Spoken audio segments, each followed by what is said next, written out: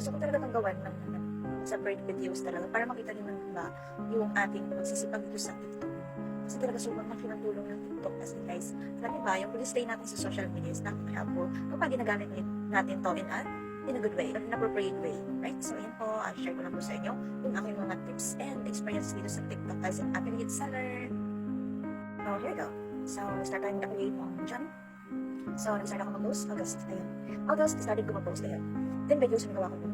Kasi hindi ko talaga prioritize talaga. Pero since may nagturo sa akin na ganun lang dapat gawin, kailangan ko talaga promote, kasi nag-generate ng video. So since yung parang alam ko, kaya nakita naman, nung ating first donation is, ilang 200 plus. Nakita naman siya bad, kasi makabulong siya sa and mga videos na natin, no, with mission, of course, yung mga products na nabenta. Para po may idea din kayo kung ano ba yung mga products na trending, and of course, kung ano ba yung mga products natin.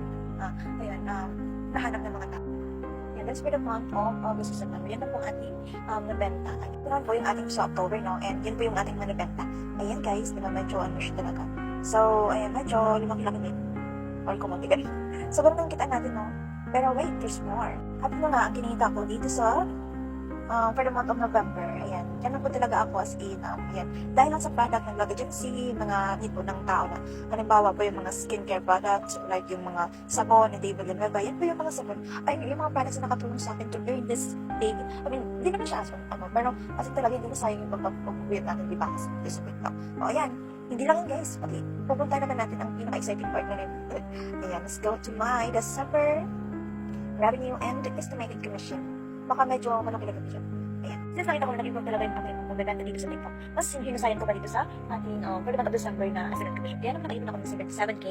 Ayan guys, diba? So, very excited talaga kasi nakapapos ko. So, ang ginagawa ko lang po doon, so, ito yung tips na ibigay ko sa inyo guys. So, para kung makaitin kayo, mas marami ko dyan sa makita nyo yun.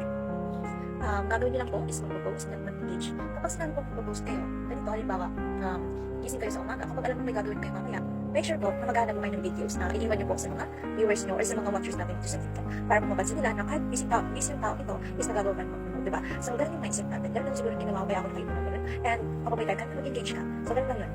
So, morning, bago ka matulog, mag-engage ka. Pagka morning, mag-isip ka natin nakita. So, ganun lang yun. Parang hindi mo sasayang kung ano bang mga yung oras na available ka. So, yun lang po. Hindi naman sa lahat ng oras babad tayo sa TikTok. So, syempre, nakita sa atin, busy din. So, yun lang po. Nag-start tayo sa wala tayong nilabas na tayo dito sa TikTok. So, alam ko na hindi natin magsimula. Pero, kung husay pa natin at nag-expect talaga tayo ng higher than our expectations, so much better na mag-effort. So, yun lang po. Thank you for watching. I hope na na-inspiring kayo.